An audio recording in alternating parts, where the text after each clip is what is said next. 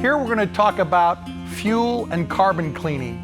Everybody knows to change your engine oil, but carbon is becoming a big problem with GDI, or gas direct injected vehicles. It used to be that fuel systems and fuel additives would clean the back of the valves. Well, that's no longer doing that because direct injection means that we're putting the fuel straight into the cylinder.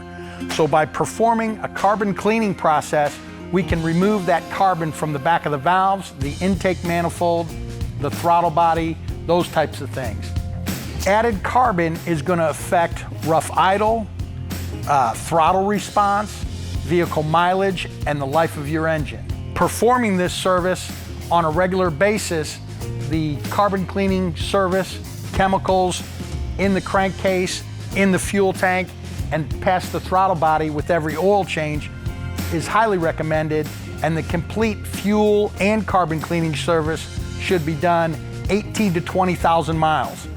This is something that a lot of consumers today aren't aware of. You need to find out if you have a direct injected vehicle, you should be performing a carbon cleaning service of some type with your oil change, whether it's every oil change, every other oil change, but at least every 18 to 20,000 miles on a regular basis to extend the life of your vehicle. Hey, thanks for watching this video.